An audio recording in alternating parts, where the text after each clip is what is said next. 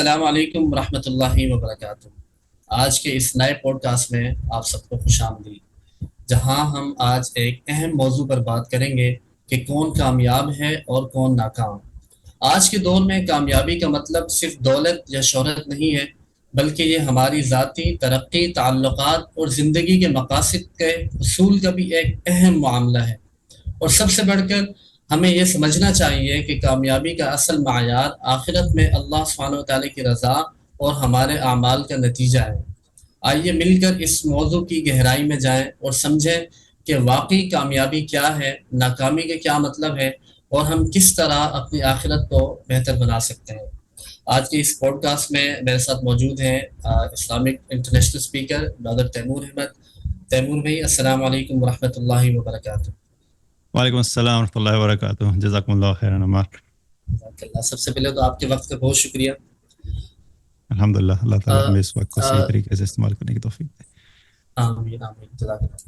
Timur بھائی، بہت سارے لوگوں کے ذہنوں میں یہ سوالات ہوتے ہیں کہ آج کل آپ نے دیکھا ہوگا کہ ہر طرف کامیابی، کہ یہ کر لو تو کامیابی ناکامی، تو لوگ اتنے کنفیوز ہیں، ایون کہ ہم خود جب بھی یوتھ کے ساتھ بیٹھتے ہیں تو ہمیں اصل میں یہ کانسیپٹ ہم سمجھ نہیں پا رہے کہ کامیابی ہے کیا، کون کامیاب ہے اور کون ناکام ہے۔ اور لوگوں کے مائنڈس میں بہت سارے ایسے سوالات ہیں جو پیدا ہوتے ہیں۔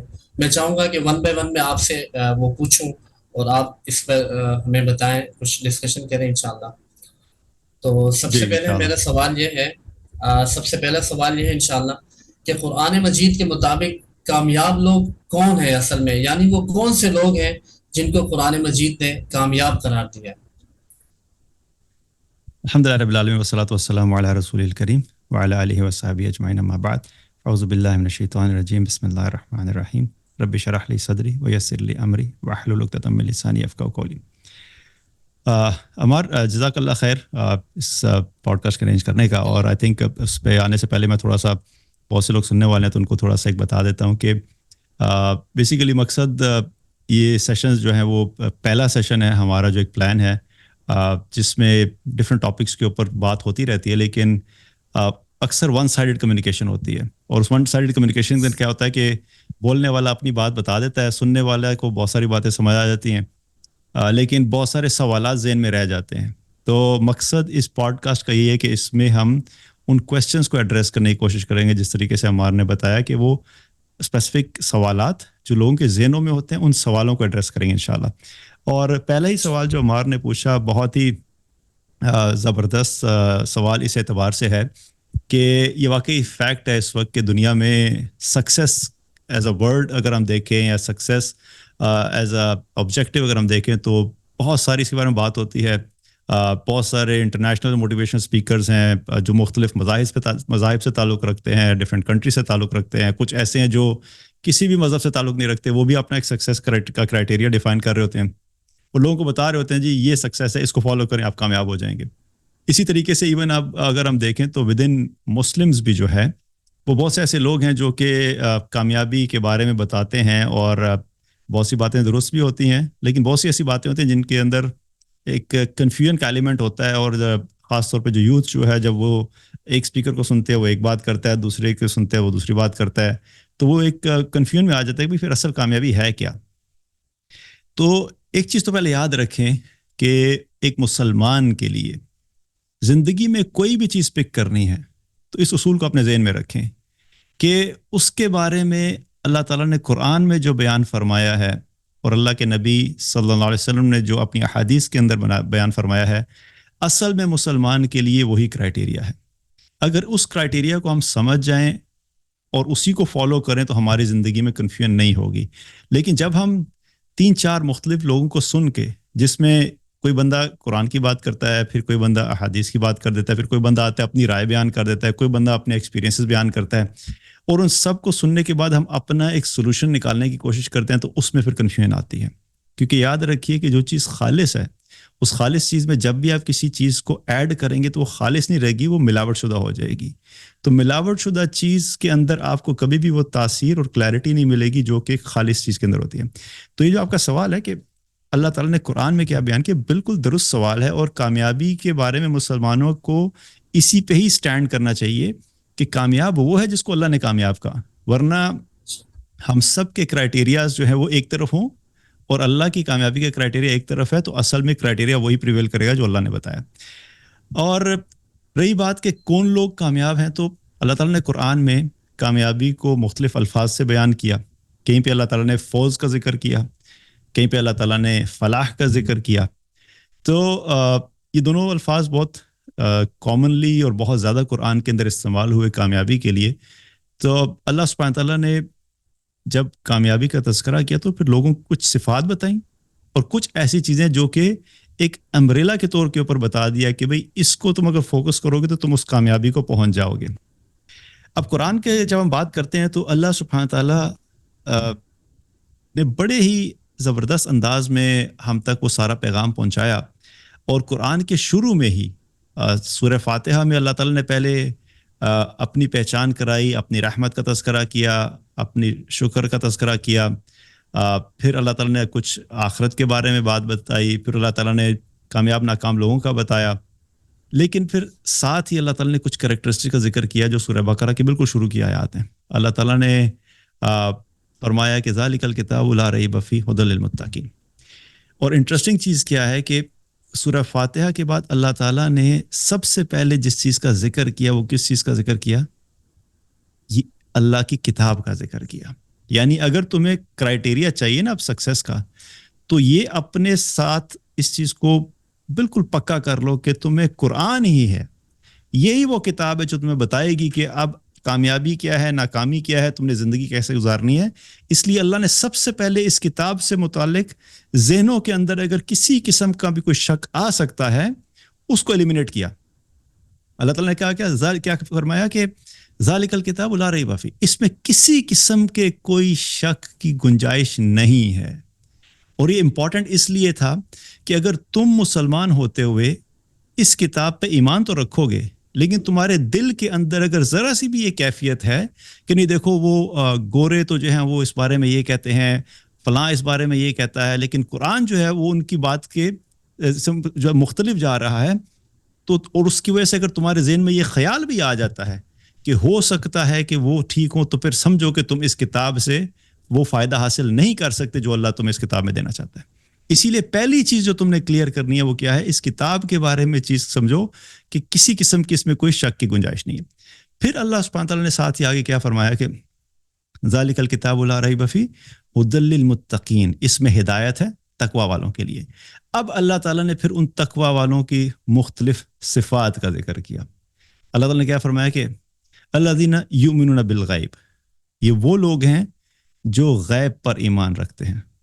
وَيُقِيمُونَ الصَّلَاةَ، اور یہ وہ لوگ ہیں جو نماز قائم کرتے ہیں. وَمِمَّا رَزَقْنَاهُمْ يُنْفِقُونَ، اور جو رزق ہم نے انہیں دیا ہے اس رزق میں سے یہ اللہ کی راہ میں خرچ کرتے ہیں. اور پھر کیا فرمایا کہ وَالَّذِينَ يُؤْمِنُونَ بِمَا أُنزِلَ إِلَيْكَ اور وَمَا أُنزِلَ مِن قَبْلِكَ، اور یہ وہ لوگ ہیں جو ہم نے آپ کی طرف یعنی نبی کریم صلی اللہ علیہ وسلم کی طرف نازل کیا اس پہ ایمان رکھتے ہیں، اور آپ سے پہلے جو کتابیں آئیں ان پر بھی ایمان رکھتے ہیں. اور پھر کیا فرمایا کہ وَبِالْآخِرَةِ هُمْ يُوقِنُونَ، اور یہ وہ لوگ ہیں جو آخرت پر یقین رکھتے ہیں. اور پھر ان کے بارے میں فرمایا کہ اولئک علی ھدی من ربہم واولئک ھم المفلحون، یہی وہ لوگ ہیں جو اپنے رب کی طرف سے ہدایت پر ہیں، اور یہی وہ لوگ ہیں جو کامیاب ہیں، فلاح پانے والے ہیں.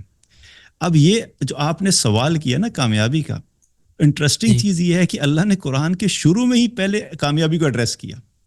باقی اگر پورا قرآن دیکھیں تو جنت کا تذکرہ، جہنم کا تذکرہ، پھر اللہ کے مزید احکامات کا تذکرہ وہ سب بعد میں ہے. اللہ نے انسان کی فطرت کے حساب سے شروع میں ہی بتا دیا کہ بھی بیسکس اپنی کلیئر رکھو، کیونکہ اللہ کو پتا تھا کہ جب یہ اسلام پہ چلنے کی بات کریں گے نا تو سب سے پہلے ان کے ذہن میں آئے گا بھی میں کامیاب ہونا چاہتا ہوں تو کیا ہے. تو اللہ نے چند صفات ذکر کی. یہ اب ایسا نہیں ہے کہ صرف یہی چیزیں کامیابی ہیں، لیکن شروع میں اللہ نے ان چند صفات کا ذکر کیا. اب پہلی چیز کیا ہے کہ بحیثیت مسلمان ہمیں یہ دیکھنا چاہیے کہ یہ جو چند صفات یہاں پہ مینشنڈ ہیں، کیا ان سے متعلق میری زندگی میں یہ ساری چیزیں فلفلڈ ہیں؟ کیا میں ان کو فالو کرتا ہوں؟ اگر فالو کر رہے ہیں تو انشاءاللہ اللہ کی رحمت سے امید ہے کہ آپ ان صفات کی لائٹ میں جو ہے وہ کامیاب لوگوں میں شامل ہوں گے انشاءاللہ.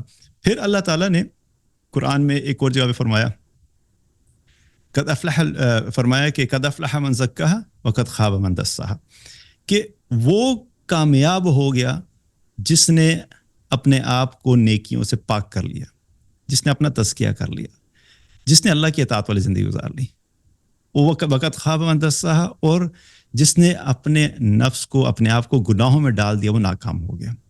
اللہ نے ایک اور کرائٹیریا دیا قرآن میں کہ دیکھو کیا تمہاری زندگی میں نیک اعمال ہیں، کیونکہ اللہ تعالیٰ نے ہر انسان کے دل میں اچھائی اور برائی، نیکی اور برائی کا جو ہے وہ ایک مادہ رکھا ہے، وہ جذبہ رکھا ہے، وہ انڈرسٹینڈنگ رکھی ہے، ہر انسان کو پہچان ہے کہ غلط کیا اور صحیح کیا ہے۔ لیکن اللہ نے ساتھ ہی بتایا کہ کامیاب وہ ہوگا جو پاورز اللہ نے تمہیں اندر دی ہیں، نیکی کی طاقت اور برائی کی طاقت، اور نیکی اور برائی کے معیار کو سمجھتے ہوئے جو اللہ نے ڈیفائن کیا ہے، جب تم اپنے آپ کو، اپنے نفس کو نیکیوں کی طرف راغب کرو گے تو تم کامیاب ہو جاؤ گے، اور اگر تم اپنے آپ کو گناہوں کی طرف لے کے چلو گے تو تم ناکام ہو جاؤ گے۔ یہاں بھی اللہ نے کامیابی ناکامی بتا دی۔ اور پھر اس کے بارے میں اگر آپ یوں سمجھیں کہ ایک پورا امبریلا ڈیفائن کیا جائے نا، کہ کوئی شخص یہ کہ مجھے آپ صرف ایک آیت میں بتا دیں کہ کامیابی کیا ہے، تو وہ اللہ تعالیٰ نے قرآن میں فرمایا وَمَن يُطِعِ اللَّهَ وَرَسُولَهُ فَقَدْ فَازَ فَوْزًا عَظِيمًا، جس شخص نے اللہ کی اور اللہ کے رسول کی اطاعت کی وہی بڑی کامیابی کو پہنچا۔ یہ اللہ نے ایک سٹینڈرڈ پورا پیکج دے دیا کہ تم کامیاب ہونا چاہتے ہو تو اپنی زندگی میں دیکھو کہ تمہاری زندگی میں اللہ اور اللہ کے رسول کی اطاعت ہے کہ نہیں ہے۔ جو جتنا زیادہ اللہ اور اللہ کے رسول صلی اللہ علیہ وسلم کی اطاعت میں آگے بڑھتا چلا جائے گا، وہ کامیابی کے اتنا قریب پہنچتا چلا جائے گا، اور جس شخص کی زندگی میں سے یہ سب اطاعت نکلنا شروع ہوگی وہ کامیابی سے بہت دور پہنچتا جائے گا اور وہ ناکامی کی طرف چلے گا۔ تو یہ چند آیات ہیں، اس کے علاوہ بے شمار اور آیات ہیں قرآن میں جن میں اللہ تعالیٰ نے کامیابی کا تذکرہ کیا، لیکن میں آپ کے سامنے صرف وقت کے اعتبار سے چونکہ اتنا زیادہ نہیں ہے تو یہ چند آیات میں نے آپ کے سامنے رکھی کہ اللہ نے قرآن میں جو کامیابی کا ذکر کیا تو ہمیں دیکھنا چاہیے کہ ہم ان کو فالو کریں، تو انشاءاللہ اللہ کی رحمت سے امید ہے کہ ہم کامیاب لوگوں میں شامل ہوں گے۔ اچھا تیمور بھائی، ہم لوگ یہ سمجھتے ہیں کہ دنیا میں ہی اگر کوئی کامیاب ہے تو یہ ضمانت ہے کہ وہ آخرت میں بھی کامیاب ہوگا۔ کیا دنیا کی کامیابی آخرت کی کامیابی کی ضمانت ہے؟ اس پر آپ دیکھیں، دنیا کی کامیابی آخرت کی کامیابی کی ضمانت ہے کہ نہیں، یہ ڈپینڈ کرتا ہے کہ انسان دنیا کی کامیابی کے کرائٹیریا کو جو دنیا والوں نے بنایا ہے، اس کرائٹیریا کو اگر وہ اللہ کے بتائے ہوئے احکامات اور حدود کے اندر رہتے ہوئے امپلیمنٹ کرتا اور فالو کرتا ہے، تو پھر جو کرائٹیریا دنیا والوں نے کامیابی کا بنایا ہے اس کو بھی حاصل کر سکتا ہے، اور وہ شخص آخرت میں بھی کامیاب ہو سکتا ہے۔ مثال کے طور پر سمپل بتاتا ہوں کہ اگر ایک شخص، ہم اگر دنیاوی کرائٹیریا کی بات کر لیں کہ دنیا میں کس کو کامیاب کہا جاتا ہے یا دنیا والے کس کو کامیاب کہتے ہیں، جس کے پاس مال ہو، جس کے پاس شہرت ہو، جس کے پاس کوئی عہدہ ہو، جس کی ٹھاٹ باٹ ہو، جس کا گھر اچھا ہو، جس کی گاڑی اچھی ہو، جس کی لکس اچھی ہوں، یہ ساری چیزیں نا، اسی کو ہم کہتے ہیں بھی بڑا کامیاب ہے۔ اور اسی کرائٹیریا کو سامنے رکھتے ہوئے پھر ہم آئیڈیلائز کرتے ہیں بہت سارے لوگوں کو، سیلیبریٹیز کو دیکھتے ہیں بھی، ان کو ہم کہتے ہیں یہ بڑے کامیاب لوگ ہیں، تو وہ کامیاب کس بیس پہ کہتے ہیں؟ کبھی آپ نے کوئی ایسا غریب سیلیبریٹی دیکھا جس کو کامیاب کہا گیا ہو؟ کامیاب نہیں ہوتا بھائی۔ کیوں ہے؟ کیونکہ پیسہ بھی ہے اس کے پاس، فین فالوئنگ بھی ہے، اور کروڑوں لوگ اس کے چاہنے والے ہیں، اور یہ گاڑی بھی اس نے سب سے اعلیٰ رکھی ہوئی، تو اسی لیے ہم کامیاب کہہ رہے ہیں۔ تو اگر ہم اس کرائٹیریا کو تھوڑی دیر کے لیے لے لیں کہ ہاں جی چلیں، جو دنیا والوں نے کامیابی کا کرائٹیریا بنایا ہے، تو کوئی شخص اگر یہ بھی اس پہ بھی فالو کرتا ہے اور یہ بھی فالو کر رہا ہے، تو کیا وہ آخرت میں کامیاب ہو سکتا ہے؟ تو وہ ہو سکتا ہے کامیاب اگر اس نے یہ ساری چیزیں جو ہیں اللہ کے بتائے ہوئے احکامات کو فالو کرتے ہوئے حاصل ہوئی ہیں اس کو، تو وہ اس کرائٹیریا، اس دنیا کی کامیابی کو بھی انجوائے کرے گا اور دنیا کے کرائٹیریا کے حساب سے، اور وہ آخرت میں بھی کامیاب ہو سکتا ہے۔ اور اس کی بہترین مثال ہمارے پاس جو ہے وہ قرآن میں ہی موجود ہے، جو سلیمان علیہ السلام کی ہے۔ سلیمان علیہ السلام کو اللہ تعالیٰ نے بہت بڑی حکومت دی تھی، صرف انسانوں پہ نہیں بلکہ جنات پہ اور ہواؤں پہ اور مختلف جانوروں پہ بہت بڑی حکومت تھی۔ ایسی حکومت کبھی کسی کو نہ ملی اور نہ کبھی مل سکتی ہے۔ تو ان کے پاس دنیاوی اعتبار سے سب کچھ تھا، پیسہ بھی تھا، اتھارٹی بھی تھی، اور حکومت بھی تھی، ہر چیز موجود تھی۔ تو وہ دنیاوی اعتبار سے بھی اس کرائٹیریا کے حساب سے بھی اگر ہم کامیابی کو دیکھیں تو وہ بھی ان کو ملا, اور پھر چونکہ وہ اللہ کے نبی تھے تو ظاہر ہے آخرت میں بھی کامیاب ہیں. تو یہ بیسیکلی ہمارے پاس دنیا میں اور آخرت میں ایٹ دا سیم ٹائم اگر کوئی کامیاب ہو جائے تو یہ مثال اویلیبل ہے. لیکن اسی کے پیرلل میں ہمارے پاس دوسری مثال کیا ہے, اگر کوئی شخص اللہ کی نافرمانی کر کے یہ سب چیزیں حاصل کرتا ہے تو یہ سب چیزیں تو اس کو مل جائیں گی, لیکن وہ آخرت میں کامیاب نہیں ہو سکتا. اور اس کی مثال کیا ہے؟ فرعون بہت بڑی مثال ہے کہ فرعون کے پاس بھی مال تھا, حکومت بھی تھی, عہدے بھی تھے, اتھارٹی بھی تھی, اور بلکہ اس نے تو دعویٰ بھی کیا تھا کہ میں بہت بڑا رب ہوں, ٹھیک ہے, سب سے بڑا میں رب ہوں. اب وہ سب چیزیں اس کے حساب سے جو دیکھا جائے تو ہم جو دنیا کے کرائٹیریا, کامیابی کی کرائٹیریا میں جو چیزیں ایڈ کرتے ہیں وہ اس میں سب کچھ تھا, لیکن فرعون کیا ہے وہ کامیاب نہیں ہوا, کیونکہ اللہ کے ہاں کیا ہوا ہے کہ اس کا آخرت میں جو ہے وہ ناکام ہو گیا. تو یہ جو آپ کا سوال ہے نا کہ کیا دنیا کی کامیابی آخرت کی ضمانت ہو سکتی ہے اس وقت اور اس صورت میں کہ اگر جو ہے وہ اس کو اللہ کی اطاعت کے اندر رہ کے جو ہے وہ دنیا حاصل کرے. اور اسی کی ایک اور ایگزامپل اگر ہم دیکھیں تو پھر صحابہ میں بھی ہمیں نظر آتی ہے. صحابہ کا جو دور تھا بیسیکلی اگر دیکھا جائے تو عثمان رضی اللہ عنہ, عبد الرحمن بن عوف رضی اللہ عنہ, یہ وہ دو صحابہ ہیں جو عشرہ مبشرہ میں سے ہیں جن کو اللہ کے نبی صلی اللہ علیہ وسلم نے جنت کی بشارت دی. اور یہ دونوں صحابہ جو ہیں مالدار ہیں. عثمان رضی اللہ عنہ کا جو مال ہے اللہ نے ان کو اتنا عطا کیا تھا کہ مدینہ جب گئے تھے تو وہاں پر جو میجورٹی جو بڑے پروجیکٹس ہوئے تھے جن میں فائنینسز کی ضرورت تھی وہ سارے عثمان رضی اللہ عنہ کی طرف سے میجورٹی فائنینس آیا تھا. جب پانی کا مسئلہ آیا وہاں پہ بیر روم تھا, وہاں پہ ایک ہی کنواں تھا اور وہ ایک یہودی کے پاس تھا اور بہت زیادہ اس نے پیسہ مانگا تو اس کی پیمنٹ کس نے کی تھی؟ عثمان رضی اللہ عنہ نے کی تھی. اسی طریقے سے جب مسجد نبوی کی کنسٹرکشن کا معاملہ ہے تو زمین کے لیے عثمان رضی اللہ نے پیمنٹ کی. پھر غزوہ تبوک کے اندر جب اللہ کے نبی صلی اللہ علیہ وسلم نے بہت زیادہ جو ہے صدقہ کرنے کی ترغیب دلائی تو ایک بہت بڑا حصہ جو تھا وہ عثمان رضی اللہ کی طرف سے جو ہے وہ کنٹریبیوٹ ہوا تھا. تو اب عثمان رضی اللہ کے پاس دنیاوی اعتبار سے مال بھی ہے اور سب ایسٹس وغیرہ بھی ہیں, اور آخرت کے اعتبار سے کیا ہے وہ بھی کامیاب ہیں. کس وجہ سے؟ کیونکہ انہوں نے دنیا کی چیزوں کو بھی اللہ کی اطاعت اور اللہ کے رسول صلی اللہ علیہ وسلم کی اطاعت کے اندر رہتے ہوئے حاصل کیا, تو وہ دنیا میں بھی کامیاب ہے اور آخرت میں بھی کامیاب. اور پھر انہی کے اپوزٹ ایگزامپل اس دور میں بھی موجود تھی, اور وہ کون تھا؟ عبداللہ بن ابی, جو منافقین کا سردار تھا. مال اس کے پاس بھی تھا, سرداری اس کے پاس بھی تھی, اور خوبصورتی اس کے پاس بھی تھی, باتیں بھی بڑی اچھا کرتا تھا, کپڑے بھی بڑے اچھے پہنتا تھا, سب کچھ تھا دنیاوی اعتبار سے. لیکن چونکہ وہ اللہ اور اللہ کے رسول کی اطاعت کی باؤنڈری سے نکل گیا, وہ چھوڑ دیا اس نے, تو کیا ہوا؟ وہ آخرت میں ناکام ہو گیا. اور یہ تو واضح طور پہ سب کو پتہ ہے کہ وہ صرف منافق ہی نہیں تھا بلکہ منافقین کا سردار اس کو کہا جاتا ہے. تو آخرت میں جو ہے وہ ناکام ہو گیا. اب یہ چیز بڑی کلیئر ہے کہ اگر انسان دنیا حاصل کرتا ہے اللہ اور اللہ کے رسول کی اطاعت کے اندر رہتے ہوئے تو اللہ تعالیٰ اس کو دنیا میں بھی کامیابی دیتا ہے, اور پھر وہی چیز اس کے لیے انشاءاللہ آخرت کی کامیابی کا بھی سبب بنے گی. اور یہ ان مزے کی بات یہ ہے کہ ایک ایمان والے کے لیے بڑی انٹرسٹنگ اور ون ون سچویشن ہے کہ ایک طرف تو وہ مال کما رہا ہے, انجوائے بھی کر رہا ہے اسے, لیکن چونکہ وہ رزق حلال کما رہا ہے تو رزق حلال کمانے کی وجہ سے اس کو آخرت میں بھی اجر مل رہا ہے. تو بڑی ون ون سچویشن ہے کہ اگر کمانی ہے دنیا تو بالکل کمائیں. اور میں اکثر اپنے لیکچرز کے اندر یہ بیان کرتا ہوں کہ ہمیں بحیثیت مسلمان دنیا میں بھی اسٹرانگ ہونے کے لیے فائنینشلی اسٹرانگ ہونا چاہیے. کبھی بھی اس چیز کے اوپر مت آئیں کہ نہیں میں اپنی ذات کے لیے جو ہے وہ بالکل فقیروں والی زندگی پسند کرتا ہوں. یہ ہم لوگوں کے لیے جو ہے وہ چیز مینیج کرنا جو ہے وہ آسان بھی نہیں ہے اور اس وقت مطلوب بھی نہیں ہے, کیونکہ امت مسلمہ کے اس وقت جو حالات ہیں, میں سب کو یہ کہتا ہوں کہ بھائی آپ کوشش کرو کہ آپ ان اسٹرانگ لوگوں میں بنو کہ جو صرف اپنا ویٹ کیری نہیں کریں بلکہ فائنینشلی آپ کے پاس اتنا پیسہ ہو کہ جہاں جہاں پر بھی مسلمان سفر کر رہے ہیں, انسان سفر کر رہے ہیں, لوگ مشکلات کے اندر ہیں, مصیبتوں کے اندر ہیں, اللہ کے دین کے لیے کہیں پہ جو ہے پیسہ لگانے کی ضرورت ہے, آپ کے پاس اتنا پیسہ ہونا چاہیے کہ آپ اپنے اوپر بھی خرچ کریں اور ان چیزوں کے اوپر خرچ کریں تاکہ دنیا بھی آپ انجوائے کریں اور اپنی آخرت بھی انجوائے کریں. تو یہ چیز امپورٹنٹ ہے کہ اصل میں کامیابی اور ناکامی جو ہے وہ جو ہے وہ اس میں یہ چیز بڑی میٹر کرتی ہے کہ اس کامیابی اور ناکامی کو جو ہے وہ کامیابی کو دنیا میں جو کامیابی ہے وہ اس کو حاصل کس طریقے سے کیا گیا ہے.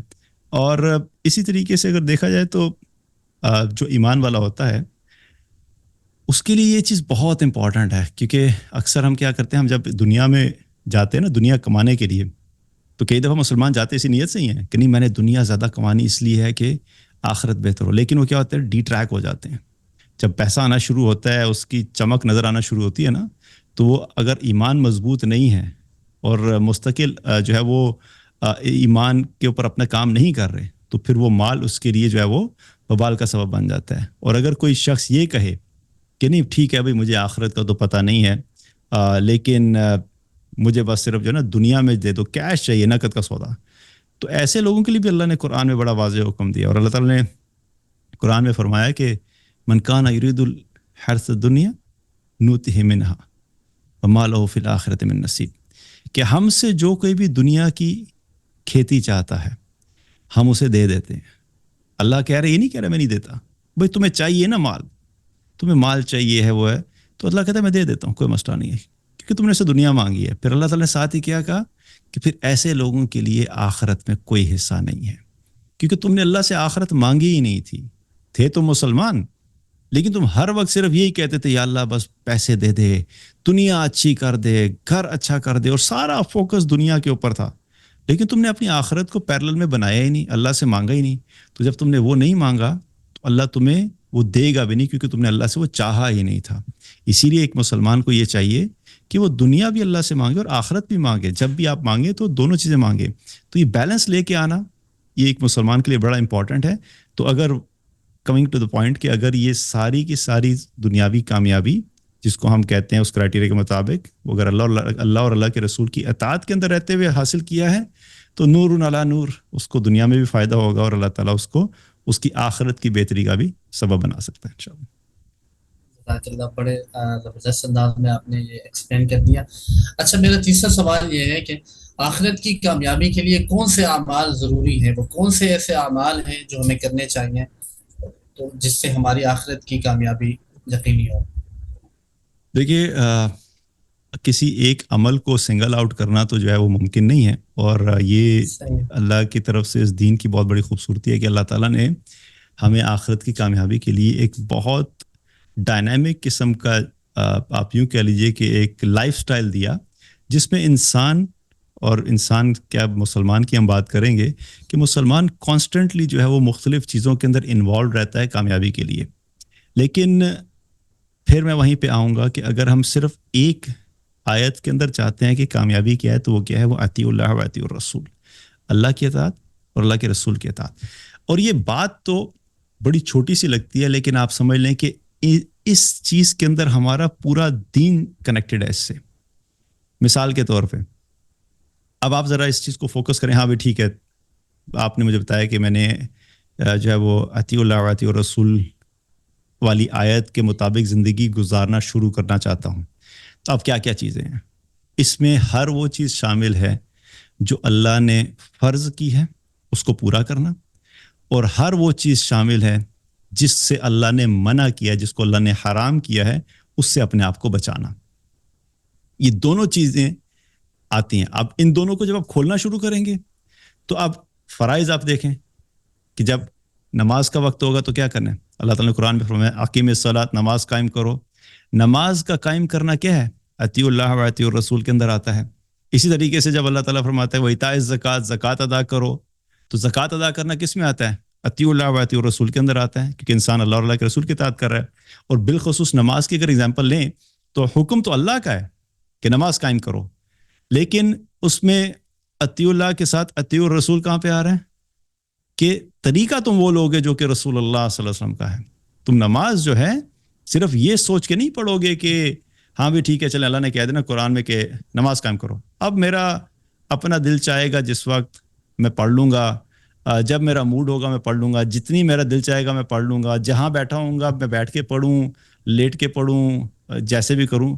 اب انسان اپنی طرف سے یہ چیز بنا لے کہ میں اللہ کا حکم پورا کروں جی میں نماز قائم کر رہا ہوں، اور اس نے نماز کے قائم کرنے کا ایک مفہوم وہ اپنی طرف سے نکال لی ہے، تو یہ چیز بھی اللہ کے ہاں قبول نہیں ہے جب تک کہ اطیع اللہ کے ساتھ اطیع الرسول بھی نہیں آئے۔ اب نماز کیا ہے؟ پڑھنا شروع کروں گا تو کیا ہے؟ پہلے چیز میں پتہ لگنی چاہیے کہ بھئی کتنی نمازیں میرے پہ فرض ہیں۔ وہ کہاں سے پتہ لگے گا؟ اللہ کے نبی صلی اللہ علیہ وسلم سے پتہ لگے گا۔ اچھا، میں نماز کا ٹائمنگز کیا کیا ہیں؟ فجر کا ٹائم کون سا ہوگا؟ ظہر کا ٹائم کیا ہوگا؟ عصر کس وقت پڑھوں گا؟ مغرب کس وقت پڑھوں گا؟ عشاء کس وقت پڑھوں گا؟ قرآن میں تو اللہ نے ان کی ٹائمنگ نہیں بیان کی، وہ ساری کہاں سے پتہ لگیں گی؟ وہ نبی کریم صلی اللہ علیہ وسلم سے پتہ لگیں گی۔ اچھا، میں نماز پڑھنا چاہتا ہوں تو نماز پڑھنے کے لیے میرا سٹرکچر کیا ہوگا؟ وہ سارا سٹرکچر ہمیں پتہ لگتا ہے کہ پہلے میں رفع الیدین کروں گا، پھر میں نے قیام کرنا ہے، پھر رکوع کرنا ہے، پھر سجدہ کرنا ہے، یہ سب بھی وہاں سے پتہ لگے گا۔ پھر ہر نماز کی رکعت کتنی ہوں گی فرض، یہ بھی وہاں سے پتہ لگے گا۔ اب یہ سارا نماز کا جو سٹرکچر ہے، ساری ڈیٹیلز وہ کہاں سے مل رہی ہیں؟ ہمیں نبی کریم صلی اللہ علیہ وسلم کی ذات سے مل رہی ہیں۔ تو یہ اطیع اللہ و اطیع الرسول کے اندر اگر ہم فرائض بھی پورے کریں گے تو ان فرائض کے پورے کرنے میں بھی طریقہ جو ہے ہمیں نبی کریم صلی اللہ علیہ وسلم کی طرف سے جو ہے وہ لینا ہوگا۔ زکوٰۃ ادا کرنے کی ڈیٹیلز قرآن میں موجود ہیں۔ اسی طریقے سے حج کرنا ہے، جس پہ فرض ہے حج، تو وہ حج جب کرے گا تو اپنی مرضی سے نہیں کرے گا، وہ یہ نہیں کرے گا بھائی میں نے حج ہی کرنا ہے نا، بس چلو میں ایک دن جا کے کر کے آ جاؤں گا، جس ڈیٹ کو جانا ہوگا چلا جاؤں گا، حج کا پورا مہینہ ہے کسی بھی وقت جا کے کر لوں۔ نہیں، وہ خاص طریقہ ہے، وہ خاص انداز ہے، وہ خاص ترتیب ہے جو ہمیں اللہ کے نبی صلی اللہ علیہ وسلم سے ملی ہے۔ جب تک وہ فالو نہیں کرو گے تمہارا حج جو ہے وہ نہیں ہوگا، چاہے تم جتنا مرضی اس کے اوپر امید رکھو، اگر تم نے وہ طریقہ فالو نہیں کیا تو تمہارا حج بھی قبول نہیں۔ تو یہ فرائض کی جب ہم بات کرتے ہیں تو اس میں پھر بہت ساری اور چیزیں ہیں، ٹھیک ہے، جو چیزیں فرائض ہیں وہ آپ پوری کریں گے، اور پھر دوسری طرف کیا ہے کہ ہر وہ چیز جس سے اللہ اور اللہ کے رسول نے روکا، اس رکنے میں بھی ان کی اطاعت کرنا۔ جب اللہ تعالیٰ قرآن میں فرماتا ہے نا کہ وَلَا تَقْرَبُوا الزِّنَا، زنا کے قریب مت جاؤ، إِنَّهُ كَانَ فَاحِشًا، بے شک یہ بڑی بے حیائی کا کام ہے۔ اب کوئی شخص یہ کہے کہ جی میں فرائض میں تو اللہ اور اللہ کے رسول کی اطاعت کروں گا، یہاں پہ نہیں میرے سے ہو رہا، تو یہ یہاں پر اگر اللہ اور اللہ کے رسول نافرمانی ہو رہی ہے تو پھر اطیع اللہ و اطیع الرسول کے اس ریکوائرمنٹ کو پورا نہیں کر رہا۔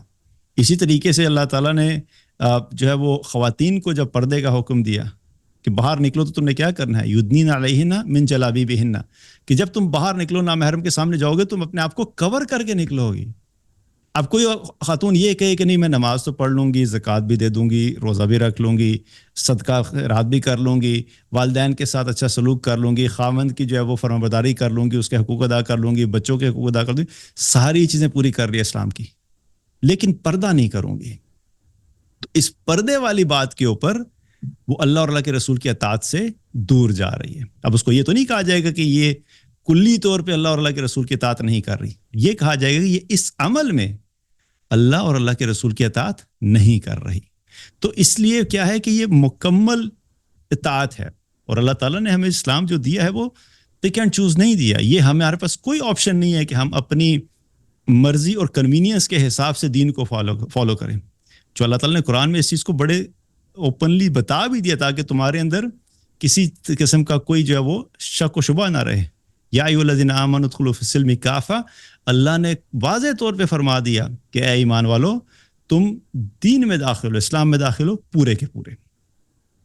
تو یہ جو اطیع اللہ و اطیع الرسول ہے یہ پورا لے کے چلنا ہے، اپنی مرضی سے ہم پک نہیں کر سکتے۔ ہاں یہ تو ہو سکتا ہے کہ کبھی کبھی انسان اپنے بحیثیت انسان ہوتے ہوئے بشری تقاضوں کے حساب سے، حالات کے حساب سے کبھی ایمان کمزور ہو گیا، کہیں پہ کچھ غلطی ہوگی، نہ چاہتے ہوئے انسان ڈی ٹریک ہو گیا، نہ چاہتے ہوئے کوئی گناہ ہو گیا، لیکن اپنے آپ کو پل بیک کر کے اس گناہ سے نکال کے واپس اس امبریلا کے انڈر آئے کہ میں نے اللہ اور اللہ کے رسول کی اطاعت کرنی ہے۔ تو اگر اس چیز کے بارے میں جو آپ کہتے ہیں کہ کون سے اعمال ہیں، تو وہ یہ ایک چیز ہے جس کو اپنے سامنے رکھیں، اور پھر ہر مسلمان یہ دیکھنا شروع کرے کہ میں فرائض میں کہاں کھڑا ہوں، اور جو اللہ نے چیزیں حرام کی ہیں اگر میں ان میں ہوں تو وہ کہاں کھڑا ہوں۔ اور یہ انالیسس ہر انسان خود کر سکتا ہے، کسی مفتی کا انتظار مت کریں کہ کوئی مفتی آ کے آپ کی سکیننگ کر کے آپ کو بتائے گا کہ ہاں بھئی آپ جنت کے لیے کوالیفائڈ ہیں کہ نہیں ہیں۔ اپنا محاسبہ خود کرنا سیکھیں۔ اسی لیے عمر رضی اللہ عنہ نے فرمایا تھا کہ تم اپنا محاسبہ خود کرو قبل اس کے کہ تمہارا محاسبہ کیا جائے، یعنی کہ جب قیامت والے دن تم اللہ کے سامنے کھڑے ہوگے اس دن تو تمہارا حساب ہوگا ہی, اس دن تو تم نہ چاہتے ہوئے بھی تمہیں حساب دینا ہے. لیکن بہتر یہ ہے کہ اس دن پہنچنے کے لیے اس دن کی وحشت میں کھڑے ہو کے جو اپنی ریالٹی دیکھو گے, اپنا محاسبہ ابھی کر لو, تاکہ جہاں جہاں پہ تمہاری لیکنگز ہیں, جہاں جہاں پہ تمہاری کمزوریاں ہیں, تم ان کو ابھی ٹھیک کر لو, تاکہ قیامت والے دن جب تمہارا محاسبہ کیا جائے تو اس وقت تم جو ہے صحیح حالت میں وہاں پہ موجود ہو. ورنہ کیا ہوگا, اگر ابھی تم اپنا محاسبہ نہیں کرو گے, ابھی تم یہ نہیں دیکھو گے کہ میں نے کیا فرائض چھوڑ رہا ہوں, کن حرام چیزوں میں پڑا ہوں, اگر ان کو اینالائز کر کے اپنے آپ کو سیدھی راہ پہ نہیں لے کر آؤ گے, تو پھر قیامت والے دن تمہیں جو ہے وہ اللہ کے سامنے جو ہے وہ شرمندگی بھی ہوگی اور اپنے ان کانسیکوینسز کو فیس کرنا پڑے گا. جزاک اللہ. اچھا, بحیثیت مسلمان ایمان اور تقوی کا آخرت کی کامیابی میں کیا کردار ہے؟ جی, اگر ہم اس کو اس طریقے سے دیکھیں کہ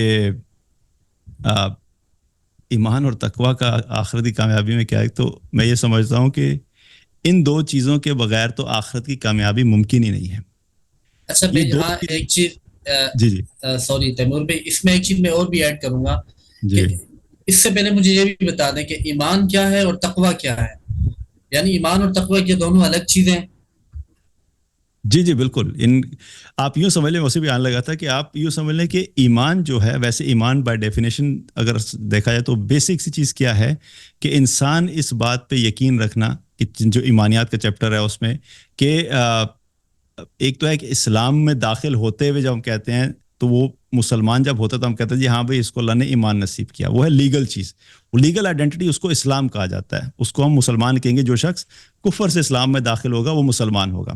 پھر اسلام میں آنے کے بعد آپ کے جو ہے وہ کچھ چیزوں پہ ایمان رکھنا جو ہے وہ ایمانیات کا حصہ ہے. مثال کے طور پہ اللہ پہ ایمان رکھنا کہ اللہ تعالیٰ ایک ہے, پھر اسی طریقے سے فرشتوں پر ایمان رکھنا, آخرت پر ایمان رکھنا, اللہ کے رسولوں پر ایمان رکھنا, اللہ کی کتابوں پر ایمان رکھنا, بعث بعد الموت پہ ایمان رکھنا کہ ہم دوبارہ مرنے کے بعد جو ہے کھڑے ہوں گے, یہ ساری دوبارہ اٹھائے جائیں گے. تو یہ ساری چیزیں جو ہیں جو انسان نے نہیں بھی دیکھی ہوئی, لیکن اس کو اس بات کا اقرار زبان سے کرنا اور دل میں یقین ہونا کہ ہاں یہ سب ایسا ہے, یہ ایمان ہے. تقویٰ کیا ہے؟ تقویٰ یہ ہے کہ پھر جب یہ ایمان لے آتا ہے ان چیزوں پہ, اور پھر اللہ پہ ایمان ہوتا ہے اور اللہ کے رسول پہ ایمان ہے, ہم دو چیزوں کی اب ایگزامپل لیں گے, تو پھر وہ صرف ایمان اپنے دل میں اس چیز کو مان لینا کہ ہاں بھئی اللہ جو ہے وحدہ لا شریک ہے, یہ صرف کافی نہیں ہے, بلکہ اب کیا کرے گا, اب اس اللہ کی اطاعت بھی کرے گا. قرآن پہ ایمان لے آیا, ٹھیک ہے, ایمانیات والی ریکوائرمنٹ پوری ہوگی, لیکن اب اس قرآن کے مطابق زندگی بھی گزارے گا. تو یہ جو ایمان ہے, آپ یوں سمجھ لیں کہ جو تقویٰ جو ہے وہ انسان کے ظاہر پہ جو ہے وہ نظر آتا ہے, یہ اعمال والا حصہ ہے, اور ایمان جو ہے وہ انسان کو تقویٰ کی طرف لے کر جاتا ہے. ایمان کے بغیر تقویٰ حاصل کرنا ممکن نہیں, اور اگر تقویٰ انسان حاصل کرے تو اس کے لیے پھر انسان کو ان تمام اعمال کو لینا ضروری ہے جو کہ اللہ نے ڈیفائن کیے. اس کی ایگزامپل اس طریقے سے بھی آپ کر سکتے ہیں کہ آپ یوں سمجھ لیں کہ ایمان جو ہے, بلکہ میں اس پہ آنے سے پہلے آپ کو تھوڑا کلیئر بھی کر دوں, تقویٰ جو ہے وہ بیسیکلی کیا ہے, پھر تقویٰ ایک پریکٹیکل اعمال ہے. یعنی پھر وہیں پہ آئیں گے کہ ہر چیز جو اللہ نے فرض کی ان فرائض کو پورا کرنا, اور ہر حرام کردہ چیز سے اپنے آپ کو روکنا, یہ تقویٰ ہے. اس کو تقویٰ کہا جاتا ہے. تو یہ اعمال کا نام ہے. یہ صرف انسان کو کوئی شخص یہ سوچے اور کہے کہ نہیں میں اپنے دل میں بڑا تقویٰ محسوس کرتا ہوں, لیکن نہ وہ نماز پڑھے, نہ وہ روزے رکھے, نہ اس پہ حج فرض تھا وہ حج بھی نہ کرے, وہ شراب بھی پیتا ہے, وہ زنا بھی کرتا ہے, وہ چوری بھی کرتا ہے, وہ فحش چیزیں بھی دیکھتا ہے, سنتا ہے, اور ساتھ ساتھ وہ کہتا ہے نہیں جی دل تو تقویٰ تو دل میں ہوتا ہے, میرے دل میں مجھے تقویٰ محسوس ہوتا ہے, تو جھوٹ بول رہا ہے.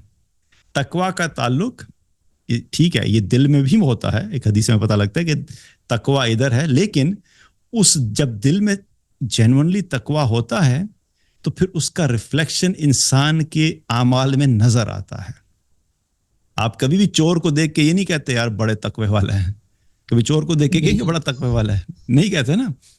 لیکن جب آپ کسی نمازی کو دیکھتے ہیں کہ بھئی آپ دیکھتے ہیں یار 5 وقت اذان ہوتی ہے, 5 دفعہ نماز پڑھنے جاتا ہے مسجد میں ماشاءاللہ, ہم نے پہلی صف میں نماز پڑھتا ہے, تو یہ ماشاءاللہ بڑا نیک متقی انسان ہے. ایسا ہی ہوتا ہے نا. تو اب کیا ہے کہ اس کا ظاہری عمل جو ہے وہ آپ کو بتا رہا ہے کہ ہاں بھئی یہ تقوی والا انسان ہے. آپ دیکھتے ہیں آپ کے محلے میں ایک بندہ ہے, محلے میں جب بھی کوئی غریب کوئی مشکل میں ہوتا ہے, جب بھی کسی کو مصیبت آتی ہے, وہ شخص آگے بڑھتا ہے اور جا کے ان کی مدد کرتا ہے. آپ کہتے ہیں بڑا نیک متقی انسان ہے. تو یہ کیا ہے, وہ عمل کر رہا ہے جو نظر آ رہا ہے کہ اس کے تقوی کی وہ علامت ہے. باقی حقیقت میں تو اللہ ہی بہتر جانتا ہے کہ آخرت میں جو ہے وہ انسانوں کے ساتھ تو اخلاص کے بنیاد کے اوپر فیصلے ہوں گے, لیکن تقوی ظاہر میں نظر آتا ہے. اگر زندگی میں وہ اعمال نیکی والے ہیں اور وہ برائیوں سے رکتا ہے تو اس کو ہم تقوی کہیں گے. آپ یوں بھی کہہ سکتے ہیں اس کو کہ ایسا ہی ہے کہ آپ جو ہے وہ تقوی جو ہے وہ ایمان جو ہے وہ پاسپورٹ ہے, اور تقوی جو ہے اس کے اوپر جنت کا ویزا ہے. تو کسی شخص کے پاس پاسپورٹ ہو تو وہ یہ تو ہاں بھی اب آپ کے پاس پاسپورٹ ہے, آپ کسی دوسرے کنٹری میں جانے کے لیے جو ہے اس ڈاکومنٹ کی بیس کے اوپر آپ ایلیجیبل ہیں, جا سکتے ہیں. لیکن اگر آپ کو انٹری اس کنٹری میں چاہیے ہے تو آپ کو اس کنٹری کا ویزا لگوانا ہوگا. میں پاکستانی پاسپورٹ کی بات کر رہا ہوں, ٹھیک ہے, کیونکہ ہمارے پاسپورٹ کے اوپر لگتا ہے دنیا میں ہر جگہ پہ جانے کے لیے ویزا چاہیے ہوتا ہے. باقی دنیا میں بہت سارے ایسے پاسپورٹس ہیں جن میں ویزا فری انٹری ہے. میں ان پاسپورٹس کی بات نہیں کر رہا ہوں. تو ہم پاکستانی پاسپورٹ کی ایگزامپل لیں تو کیا اس پہ آپ نے اگر کسی دوسرے کنٹری میں جائیں تو اس کا ویزا آپ کو چاہیے, آپ کے لیے خالی پاسپورٹ کافی نہیں ہے. اسی طریقے سے ایمان پاسپورٹ ہے لیکن تقوی اس کا ویزا ہے جنت کا. یہ اس پہ لگے گا تو تب جنت پہ جاؤ گے. خالی ایمان کی بنیاد کے اوپر اگر تم جاتے ہو اور عمل صالح نہیں ہے تو آپ یہ بھول جائیں کہ آپ جو ہے وہ اس کرائٹیریا کو فلفل کریں گے اور آپ جنت میں جائیں گے. تو تقوی جو ہے وہ جنت میں جانے کا سبب بنتا ہے, ایمان اس کے لیے بنیادی شرط ہے. اسی لیے اللہ تعالیٰ نے قرآن میں ایک جگہ پر فرمایا کہ قد افلح المؤمنون الذین هم فی صلاتهم خاشعون. وہ ایمان والے فلاح پا گئے, وہ ایمان والے کامیاب ہو گئے جو اپنی نمازوں میں خشوع اختیار کرتے ہیں. اور اس کے بعد پھر اللہ نے اور بہت ساری صفات کا ذکر کیا, لیکن مقصد یہاں پہ کیا ہے کہ ایمان ہونا لازمی شرط ہے فلاح کے لیے, لیکن پھر ساتھ ہی اللہ نے آگے عمل کا بھی ذکر کیا. اللہ تعالیٰ نے صرف اتنا نہیں کہا بھائی بس ایمان والے فلاح پا گئے, اتنی آیت نہیں ہے. پھر اللہ نے آگے پوری ایک لسٹ دی ہے اعمال کی, اور ان میں پہلا عمل کیا ہے کہ جو صرف نماز ادا نہیں کرتے بلکہ اپنی نماز میں بھی کیا ہے خشوع اختیار کرتے ہیں. وہ اس کے خشوع اور اس کے باطن جو ہے اس کا بھی خیال رکھتے ہیں. تو یہ چیز بڑی امپورٹنٹ ہے, ایمان سے تقویٰ. اور پھر ایک اور جگہ پہ اللہ تعالیٰ نے فرمایا کہ وَسَارِعُوا إِلَىٰ مَغْفِرَةٍ مِّن رَّبِّكُمْ وَجَنَّةٍ عَرْضُهَا السَّمَاوَاتُ وَالْأَرْضُ أُعِدَّتْ لِلْمُتَّقِينَ. کہ دوڑو تم اپنے رب کی مغفرت کی طرف اور اس جنت کی طرف کہ جس کی وسعت آسمان اور زمین کے برابر ہے. اب اللہ کیا کہہ رہے ہیں, بنی کس کے لیے ہے؟ اعدت للمتقین. اللہ کہہ رہے ہیں کہ یہ جنت ہر ایرے غیرے کے لیے نہیں بنی ہوئی, یہ ہر چرسی بھنگی اس کے اندر پہنچ جائے گا, ایسا نہیں ہے. اللہ نے کہا ہاں وہی آئیں گے جن کے پاس تقوی کا ویزا لگا ہوا ہے. سارے پاسپورٹ لے کے کھڑے ہو جاؤ گے تو فائدہ نہیں ہے, ویزا دکھاؤ گے تو انٹری ملے گی, ورنہ وہیں سے واپس بھیج دیے جاؤ گے. تو اس لیے ایمان بھی ضروری ہے اور تقوی بھی ضروری ہے. تو یہ دونوں چیز جب ہوں گی تو پھر اللہ کی رحمت سے امید ہے کہ اللہ تعالیٰ جو ہے وہ ایسے لوگوں کو جو ہے وہ آخرتی کامیابی عطا فرمائے گا. انشاءاللہ. اچھا, ایک اور سوال ہے تیمور بھائی کہ اگر کسی شخص کی زندگی دنیا میں, یعنی اگر کوئی شخص ہے وہ گناہوں سے بھی بچتا ہے اور نمازی بھی ہے, لیکن اس کے باوجود زندگی میں آزمائشیں ہیں, تو کیا یہ آزمائشیں آخرت کی کامیابی میں مددگار ثابت ہوں گی؟ دیکھیے یہ بڑا اچھا سوال ہے اس اعتبار سے کہ پہلے ہم ایک فلٹر لگا لیتے ہیں کہ جو لوگ ایکسکلوڈڈ ہیں, جن کو یہ چیز فائدہ نہیں دے گی. اگر کوئی شخص ایمان والا نہیں ہے, اللہ پہ ایمان نہیں رکھتا اور جو ہے وہ مسلمان نہیں ہے, تو وہ شخص اگر دنیا میں مصیبت میں آئے گا تو اس شخص کے لیے یہ مصیبتیں جو ہیں وہ آخرتی کامیابی کا ذریعہ نہیں بنے گی. لیکن اگر وہ ایمان والا ہے اور وہ پورے طریقے سے, ہم تھوڑی دیر کے لیے اگزامپل لیتے ہیں, وہ پورے طریقے سے اللہ کی اطاعت کر بھی نہیں پا رہا, کبھی کرتا ہے کبھی تھوڑی بہت اس میں کمی رہ جاتی ہے, لیکن دوسری طرف اللہ نے اب اس کو آزمائشوں میں ڈال دیا. تو میں سمجھتا ہوں کہ یہ اللہ کی طرف سے ایک مومن کے لیے فری گفٹ ہے کہ اللہ میں کہتا ہوں کہ اللہ تعالیٰ جیسے اس کو ان مشکلات کے ذریعے جبرن ہاتھ سے پکڑ کے جو وہ جس طرح کوئی شخص کسی چیز کو خود سے اٹھا کے ہاتھ سے ایک جیسے دوسرے رکھتا ہے نا، تو ایسے ہی ہے کہ اللہ اپنے بندے کو اس دنیا سے اٹھا کے ان مشکلات کے ذریعے سے جنت میں لے کے جا رہا ہے. لیکن مسئلہ یہ ہے کہ ہم لوگ چونکہ کمزور ایمان والے ہیں اور ہمارا آزمائشوں اور تکالیف سے متعلق دیکھنے کا انداز اور لینس بڑا ڈفرینٹ ہے، تو ہم اس چیز کو اس طریقے سے اللہ کی رحمت اور نعمت سمجھتے نہیں ہیں ہم میں. اور یہ فطرتی بات ہے، اس میں کوئی ایسی انہونی چیز نہیں ہے. It's a very natural thing کہ کوئی انسان بھی مشکل کو جو ہے وہ اپریشیٹ نہیں کرتا، وہ نہیں چاہتا کہ میرے اوپر مشکل آئے، اور چاہنا بھی نہیں چاہیے. ہمارا جو دین ہے، ہمارا دین بھی ہمیں اس چیز کی تعلیم دیتا ہے کہ اللہ سے ہمیشہ عافیت مانگنی چاہیے، خیر مانگنی چاہیے، بہتری مانگنی چاہیے، آزمائش نہیں مانگنی چاہیے. لیکن بہرحال یہ چونکہ ہماری اپنی چوائس کی چیز نہیں ہے، آزمائش کا آنا جو ہے وہ کوئی ہماری مرضی تھوڑا ہی ہے. اگر ہمارے اپنے بس میں ہوتا تو آپ کا کیا خیال ہے کہ آج دنیا میں کوئی ایک انسان بھی ایسا ہوتا جو مشکل میں ہوتا؟ کوئی بھی نہ ہوتا، سارے ہی اپنی مرضی کی زندگی گزار رہے تھے. لیکن آزمائش ہے ہی وہ چیز جو ہمارے نہ چاہتے ہوئے یا ہماری مرضی کے اگینسٹ ہو جاتی ہے ایک چیز، اور پھر وہ کیا ہے کہ وہ ہم سے وہ قابو نہیں ہوتی. ٹھیک ہے، وہ ہمارے لیے جو ہے وہ آزمائش جو ہے پھر ہمارے اپنے کنٹرول میں نہیں ہوتی. اب آزمائشیں اگر دیکھیں یا مشکلات دیکھیں تو مین 3 بڑی چیزیں جن میں آزمائش ہوتی ہے. ایک ہوتی ہے مال کے ذریعے آزمائش، یعنی مال میں تنگی کا آ جانا. مال کا آنا بھی آزمائش ہے، لیکن ہم تنگی والی آزمائش کی بات کرتے ہیں کہ مال کا چلے جانا، فائنینشیل کرائسس جو ہوتے ہیں، فائنینشیل ایشوز ہوتے ہیں، وہ آزمائش ہے. دوسری کیا ہے؟ صحت کے ذریعے، صحت کا چلا جانا، اس کے ذریعے اللہ آزماتا ہے.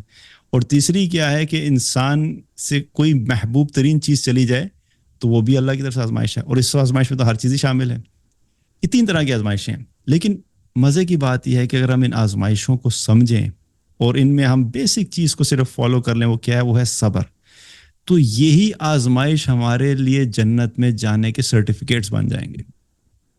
جن کو ہم ناپسند کرتے ہیں، یہ آخرت میں ہمارے جنت میں جانے کے وجوہات بن جائیں گی.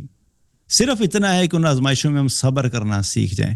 مال کی بات کرتے ہیں تو مال کی جو بات ہے اس میں اگر دیکھا جائے تو یہ اس میں بھی کبھی زیادہ ہوتا ہے، کبھی کم ہو جاتا ہے. لیکن اگر بہت تنگی آ گئی، مطلب کوئی ایسا شخص ہے جس کے پاس ساری زندگی مال آیا ہی نہیں اور وہ فقراء والی زندگی گزار رہا ہے، لیکن ہے وہ ایمان والا، اب اس شخص کا کیا آخرت میں اس کو مل رہا ہے؟ اللہ کے نبی صلی اللہ علیہ وسلم نے فرمایا کہ میں نے جنت کو دیکھا، اور میں نے جنت میں دیکھا کہ جنت میں جو کثرت تھی وہ فقراء کی تھی. اللہ کے نبی یہ نہیں فرما رہے کہ میں نے کثرت جو دیکھی مالداروں کی.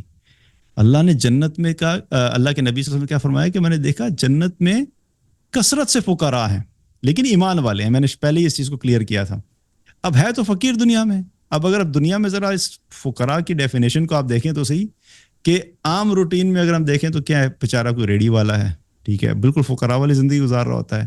کوئی ہمارے پاکستان میں موچی ہے مثال کے طور پہ، کیا زندگی ہے؟ بالکل بیسک سی بات ہے، تو ہم اس کو کہتے ہیں یار بالکل فقراء والی زندگی ہے، لیکن ہے وہ ایمان والا.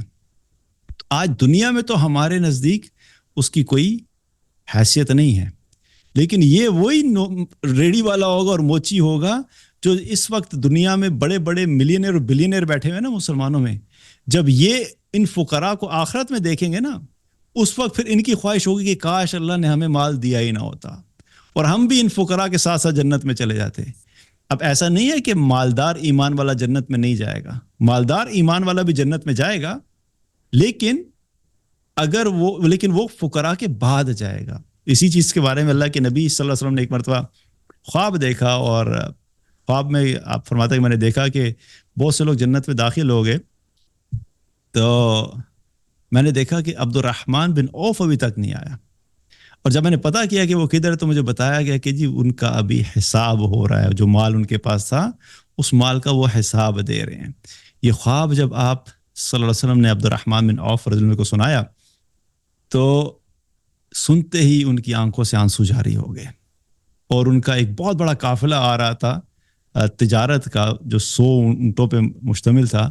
آپ نے وہیں پہ بیٹھے بیٹھے کہا کہ یا رسول اللہ یہ سارا قافلہ مال کے ساتھ میں اللہ کی راہ میں صدقہ کرتا ہوں. اب آپ سوچیں کہ مال تو ہے، ایمان بھی ہے، اور جنت کی گارنٹی بھی ہے. ہمارے مالداروں کے پاس تو جنت کی گارنٹی کوئی نہیں. ہم تو خود ہی سمجھے بیٹھے ہیں کہ بھئی اللہ نے اگر مجھے دنیا میں مال دیا تو میں آخرت میں بھی کامیاب ہوں گا، اپنی طرف سے سرٹیفکیٹ لے کے بیٹھے ہوئے ہیں. لیکن عبد الرحمن بن عوف رضی اللہ عنہ کے پاس سرٹیفکیٹ موجود ہے، عشرہ مبشرہ میں سے ہیں. اس کے باوجود رو اس بات پہ نہیں رہے کہ میں جنت میں جا نہیں رہا، رو اس بات پہ رہے ہیں کہ جو مال اتنا دنیا میں مجھے ملا ہے اس کی وجہ سے میرا جنت میں انٹر ہونا ڈیلے ہو رہا ہے. اس ڈیلے کی وجہ سے رو رہے ہیں. ہمارے پاس تو جنت میں جانے کی کوئی گارنٹی نہیں ہے، اس کے باوجود ہم مطمئن ہیں. تو مال کی تنگی اگر انسان ایمان کے ساتھ ہو تو اس کے لیے جنت میں جانے کا سبب بنے گی، یہ اس کے لیے خیر کا ذریعہ اللہ کی طرف سے. دوسری تنگی کیا ہے کہ انسان کی صحت پہ اگر کوئی مشکل آ جائے تو اس بارے میں بھی کیا ہے، اس کے بارے میں بھی حدیث میں آتا ہے. اللہ کے نبی صلی اللہ علیہ وسلم نے فرمایا کہ اللہ تعالیٰ فرماتا ہے کہ جب کسی مسلمان کو کوئی بھی تھکان، کوئی بھی بیماری، کوئی بھی فکر، کوئی بھی تکلیف پہنچتی ہے تو یہاں تک کہ اسے کانٹا بھی چبھتا ہے تو اللہ تعالیٰ جو ہے وہ فرماتا ہے کہ میں اس کے بدلے میں اس کے گناہوں کو معاف کر دیتا ہوں. اب آپ سوچیں کہ تکلیف پہنچ رہی ہے، بیماری آ گئی، کسی انسان کو بہت بری بیماری لگ گئی اور وہ پڑا ہے اور 4 مہینے 6 مہینے سال، بڑی بڑی بیماری ہیں، کرونک ڈیزیز ہیں جس سے لوگ کئی سال سفر کرتے ہیں. لیکن اگر وہ کیا کر رہا ہے، صبر کرتا ہے تو اللہ تعالیٰ اس کے لیے یہی بیماری، یہی تکلیف، یہی مصیبت اس کے گناہوں کو معافی کا سبب بنتے ہیں، اور جس کے گناہ معاف ہو جاتے ہیں تو کیا ہے وہ اس کے لیے جنت میں جانے کا سبب بنے گا. اور اگر ہم دیکھا جائے تو قیامت والے دن بیسیکلی جو ترازو میں چیزیں تولی جائیں گی وہ کیا ہوں گے، وہ اعمال ہوں گے نا. ایک پلڑے میں گناہ رکھے جائیں گے، ایک پلڑے میں نیکیاں رکھی جائیں گی. تو کامیابی کے 2 طریقے ہیں، یا تو نیکی والا پلڑا بھاری ہو جائے تو کامیاب، یا پھر گناہ والا پلڑا ہلکا ہو جائے تب بھی کامیاب. تو یہاں پر اس حدیث سے کیا پتہ لگ رہا ہے کہ انسان ہو سکتا ہے کہ کوئی ایسا ہو کہ جس کے نیکیاں بھی ہیں اور گناہ بھی ہیں، لیکن اس کا گناہوں والا پلڑا بھاری ہے. اب اللہ نے اس کو مصیبت اور مشکل میں ڈال دیا دنیا میں، وہ جنت میں جانے کے لیے کوالیفائی نہیں کر رہا تھا کیونکہ اس کے گناہ زیادہ تھے اور نیکیاں جو ہیں وہ کم تھیں. اب جو ہی اللہ نے اس کو مصیبت میں ڈالا، مشکل میں ڈالا، تکلیف میں ڈالا، آزمائش آئی، اب کیا ہوا کہ اس آزمائش کے ذریعے گناہ جو ہے وہ معاف ہونا شروع ہوئے. اب گناہ والا جو پلڑا تھا جو ہیوی ہوا تھا، اب گناہ معاف ہوتے ہوتے ہوتے ہوتے کیا وہ گناہوں والا پلڑا جو ہے وہ اس کا ہلکا ہو گیا اور نیکی والا پلڑا بھاری ہو گیا. اب یہی آزمائشیں اس کے لیے جنت میں جانے کا سبب بن رہی ہیں. تو یہ تکالیف اور مصیبتیں جو ہیں یہ بھی انسان کے لیے جو ہے وہ جو بیماری کے اس میں آتی ہیں وہ بھی انسان کے لیے کیا ہے وہ آخرت میں کامیابی کا ذریعہ بنتے ہیں. اور تیسری چیز اگر ہم یہ دیکھیں تو وہ کیا ہے کہ جو حدیث میں آتا ہے کہ اللہ کے نبی صلی اللہ علیہ وسلم نے فرمایا کہ اللہ تعالیٰ فرماتا ہے کہ اگر میں اپنے کسی بھی بندے سے کوئی محبوب ترین چیز لے لوں اور اس کے لینے پہ اوپر وہ انسان ثواب کی نیت سے صبر اور رضا کا اظہار کرے، یعنی پینک نہ کرے، چیخو پکار نہ کرے، واویلا نہ کرے، اللہ سے شکایتیں نہ کرے، تو اللہ تعالیٰ کیا فرماتا ہے کہ ایسے شخص کے لیے میرے پاس جنت کے سوا اور کوئی صلاح نہیں ہے، اور کوئی بدلہ نہیں.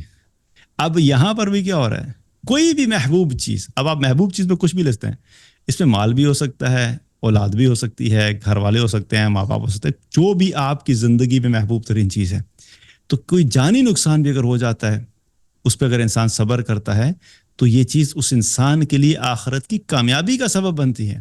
لیکن فرق صرف کیا ہے، فرق اتنا ہے کہ ہمیں صرف اس چیز کو فوکس کرنا چاہیے کہ ہم اپنا مائنڈ سیٹ کلیئر رکھیں، ہم اپنا آخرت کا فوکس کلیئر رکھیں.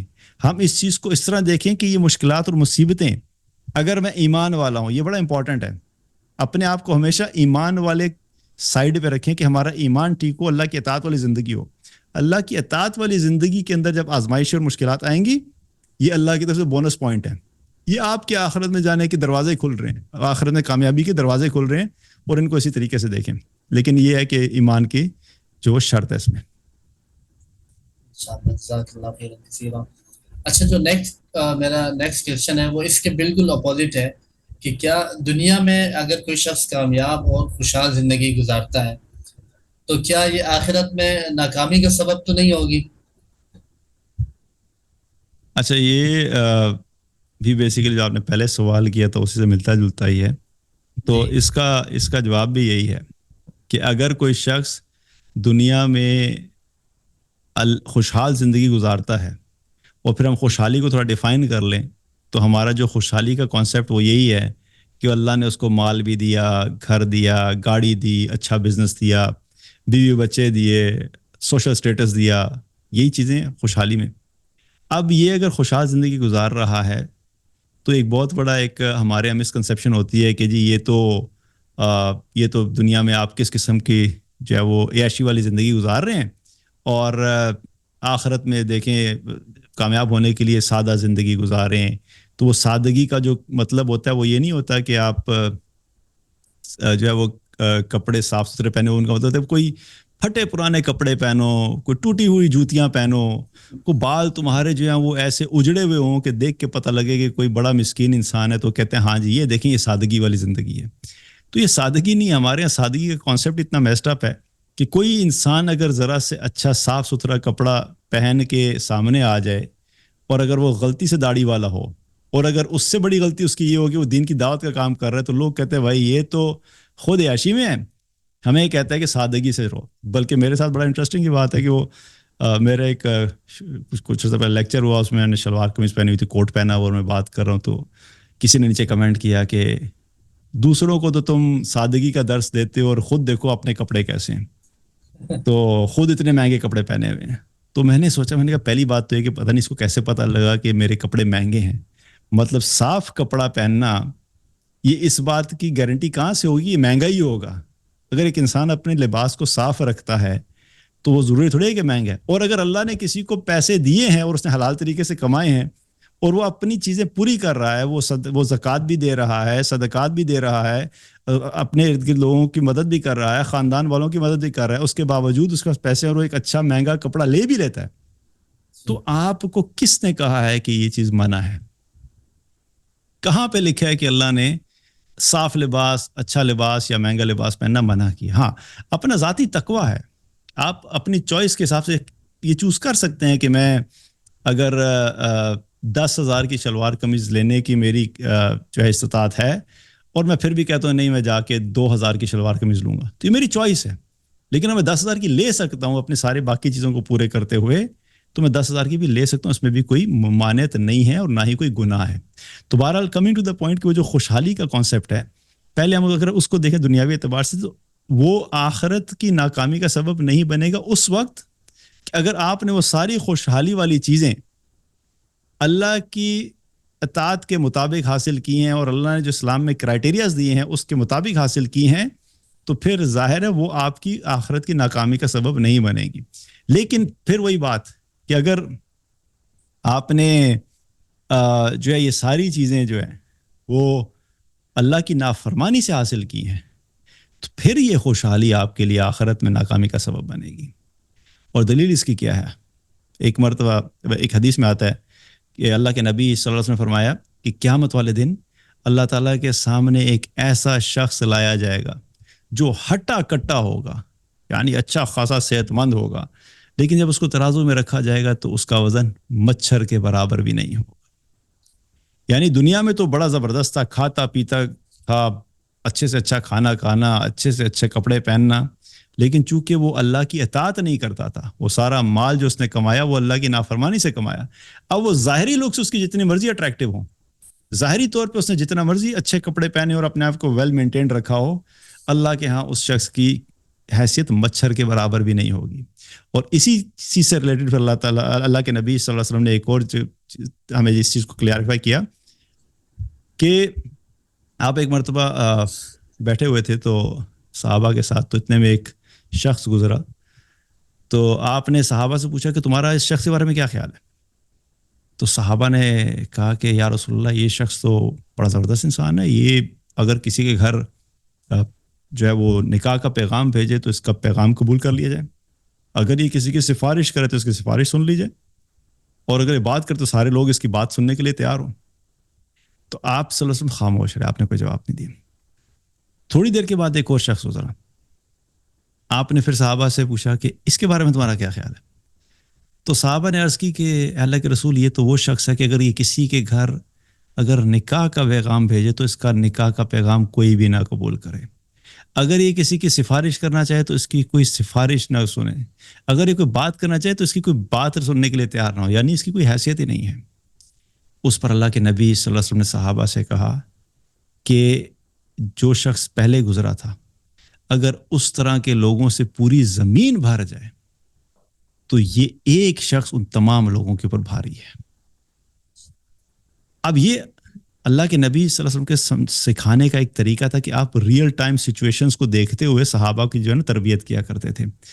تو اب یہاں پہ وہ صحابہ کو کیا سکھایا جا رہا ہے کہ دیکھو تمہیں جو ظاہری طور پہ ایک انسان بڑا ویل آف نظر آ رہا ہے، بڑے کسی اچھے خاندان کا نظر آ رہا ہے، بڑی گڈ لکس والا ہے، کپڑے اچھے ہیں، گاڑی اچھی، آج کے حساب سے میں بات کر رہا ہوں کہ گاڑی اچھی ہے، فیملی اچھی ہے، بڑا بزنس مین ہے اور بڑا کول ڈوڈ قسم کا انسان ہے، تو تمہارے حساب سے تو اس کی بڑی ویلیو ہے۔ لیکن چونکہ یہ اللہ کا نافرمان ہے، یہ اللہ کی اطاعت والی زندگی نہیں گزار رہا، تو یہ اس کی اتنی بڑی غلطی ہے کہ اگر اس سارا کچھ جو اس کے پاس ہے اس کی طرح اس کے ساری دنیا بھر دی جائے اس طرح کے انسانوں سے، تو اللہ کے نزدیک دوسرا انسان جو ظاہری طور کے اوپر اس کے پاس کچھ بھی نہیں ہے، نہ اس کو اس کے سے کوئی نکاح کرنے کے لیے تیار ہے، نہ اس کے پاس کوئی پیسہ ہے، نہ اس کے پاس کوئی اچھا کپڑا ہے، نہ اس کی کوئی بات سنتا ہے، جسے ہم کہتے ہیں اپنے بالکل مسکین قسم کا انسان، لیکن ہے وہ اللہ کا فرما بردار، تو اللہ کے نزدیک ایسا مسکین جس کو ہم مسکین سمجھتے ہیں، وہ ایک جو ہے وہ دوسری طرح کے لوگوں سے اگر دنیا بھر دی جائے تو ان تمام لوگوں کے مقابلے میں اللہ کو یہ زیادہ محبوب ہے۔ اب coming back to the point کہ وہ جو خوشحالی والا کوشچن ہے کہ ہاں اگر وہ خوشحالی اللہ کی اطاعت میں رہتے ہوئے حاصل کی ہے تو پھر انشاءاللہ اس کے لیے وہ خوشحالی جو ہے وہ اس کی آخرت میں اس کے ناکامی کا سبب نہیں بنے گی۔ ہاں یہ بات ضرور ہے کہ کوئی اور اعمال وہ ایسے کر لے جس کی وجہ سے اللہ کے یہاں پکڑ ہو جائے، لیکن اگر یہ باقی خوشحالی میں اس نے اگر مال کمایا، حلال طریقے سے کمایا، خرچ کرتا ہے، حلال جگہ پہ خرچ کرتا ہے، اور پھر اسی طریقے سے وہ اپنی زکوٰۃ ادا کر رہا ہے، صدقات ادا کر رہا ہے، جو بھی غرباء کی ضرورتیں ہیں وہ پوری کر رہا ہے، اپنے خاندان والوں کے اوپر خرچ کر رہا ہے، یہ چیزیں پوری کرتا ہے، تو انشاءاللہ یہ خوشحالی بھی جو ہے اس کے لیے آخرت میں خیر کا سبب بنے گی، نہ یہ کہ اس کی ناکامی کا سبب بنے گی۔ اچھا، میرا ایک نیکسٹ کویسچن یہ ہے کہ اگر کوئی شخص نیک اعمال کرتا ہے، صدقات، زکوٰۃ، چیریٹی، لوگوں کے لیے بھلائی کا کام کرتا ہے، لیکن اس کی انٹینشن ٹھیک نہیں ہے، اس کی نیت نہیں ہے، تو آخرت میں کامیابی کے لیے نیت کا کیا کردار ہے اگر نیک اعمال ہوں، اعمال صالح ہوں کسی شخص کی زندگی میں؟ دیکھیے یہ چیز امپورٹنٹ ہے کہ آخرت میں کامیابی کے لیے جو چیزیں ضروری ہیں ان میں سے عمل صالح بہت بنیادی چیز ہے، اور اس کے بغیر تو اگر کوئی شخص آخرت میں پہنچ جاتا ہے بغیر عمل صالح کے تو اس کی کامیابی کے چانسز جو ہیں وہ کوئی نہیں ہے، الا یہ کہ اللہ اپنی رحمت سے اس کو جنت میں داخل کر دے۔ لیکن جتنے ضروری عمل صالح ہیں، عمل صالح کی قبولیت کے لیے بیسیکلی وہ جو ہے وہ نیت اتنی ہی ضروری ہے۔ صرف نیک اعمال کرنا کافی نہیں ہے، بلکہ ان نیک اعمال کو اخلاص کے ساتھ کرنا اور اللہ کی رضا کے لیے کرنا یہ لازمی شرط ہے۔ اللہ تعالیٰ نے قرآن میں ایک جگہ فرمایا کہ وما امروا الا لیعبدوا اللہ مخلصین لہ الدین، اور ان کو یہی حکم دیا گیا تھا یہ اللہ کی اطاعت کریں، اللہ کی بندگی کریں خالص ہو کر۔ تو یہ جب تک اللہ کی بندگی خالصتاً اللہ کے لیے نہیں ہوگی تو تب تک وہ عمل بھی اللہ کے یہاں قبول نہیں ہے۔ اور بہت ساری اس میں ایگزامپلس ہیں کہ بڑے بڑے اعمال جن کو ہم بڑا سمجھتے ہیں وہ اللہ کے ہاں رد ہو جائیں گے قیامت والے دن اگر وہ اللہ کی رضا کے لیے نہیں کیے ہوں گے۔ ایک معروف حدیث ہے جس میں اللہ کے نبی صلی اللہ علیہ وسلم نے فرمایا کہ جس شخص نے بھی اگر ہجرت کی، جس کی ہجرت اللہ اور اللہ کے رسول کے لیے ہے تو وہی اللہ کے یہاں قبول ہے، اور جس کی ہجرت کسی خاص عورت سے نکاح کرنے کے لیے ہے اور کسی اور چیز کے لیے تو اس کی اسی نیت کے حساب سے اس کا حساب لیا جائے گا۔ تو نیت کا ٹھیک ہونا درست ہے، ٹھیک ہونا چاہیے وہ لازمی ہے۔ اسی طریقے سے اگر دیکھا تو 3 اشخاص کا جو ذکر آتا ہے ایک حدیث میں، بخاری کی بڑی معروف حدیث ہے، جو بڑے بڑے کام اور بڑے بڑے اعمال لے کے اللہ کے یہاں پہنچیں گے، اور ان میں سے ایک کیا ہے شہید ہے، دوسرا کون ہے قرآن کا علم رکھنے والا قاری، اور تیسرا کون ہے سخی. بڑے بڑے کام ہیں. یعنی اللہ کی راہ میں شہید ہو جانا کوئی چھوٹی بات ہے، یا اللہ کی کتاب کو کا حافظ ہونا، قاری ہونا، عالم ہونا کوئی چھوٹی بات ہے، بہت بڑی بات ہے. اور تیسرا سخی، یعنی اللہ کی راہ میں مال خرچ کرتا جائے کرتا جائے کرتا جائے، بہت بڑے بڑے اعمال ہیں. لیکن کیا ہے کہ قیامت والے دن اللہ تعالیٰ سب سے پہلے ان کو جہنم میں ڈالنے کا حکم دے گا. ان کو پہلے جہنم میں ڈالو. شہید ہے، سخی، عالم. آج ہم سارے خواہش کرتے ہیں کہ اللہ ہمیں شہادت والی موت نصیب فرمائے. ہم دعائیں کرتے ہیں کہ اللہ ہمیں ہماری نسلوں کو عالم بنا، اچھا علم والا بنا، دین کا عالم بنا. اور سخی ہونے کی خواہش کرتے ہیں کہ اللہ اتنا پیسے ہم لوگوں میں خرچ کریں. لیکن اتنے بڑے بڑے اعمال کے بعد یہ جہنم میں جا رہے ہیں. تو اعمال تو تھے، تو پھر جہنم میں کیوں جا رہے ہیں؟ اس لیے کہ ان اعمال کے پیچھے نیت ٹھیک نہیں تھی. اگر نیت اللہ کی رضا نہیں ہے تو اللہ کے ہاں یہ اعمال قبول نہیں ہے. اس لیے یہ بہت امپورٹنٹ ہے کہ اعمال ضروری ہیں، لیکن ان اعمال کی قبولیت کے لیے اخلاص کا ہونا، خالصتاً اللہ کی رضا کا اس میں ہونا، وہ لازمی چیز ہے.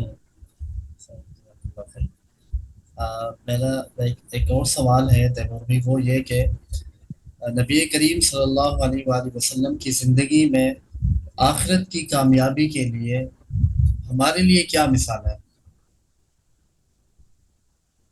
اگر ہم اللہ کے نبی صلی اللہ علیہ وسلم کی زندگی کو دیکھیں تو آپ صلی اللہ علیہ وسلم کی ساری زندگی ہی ہمارے لیے مثال ہے.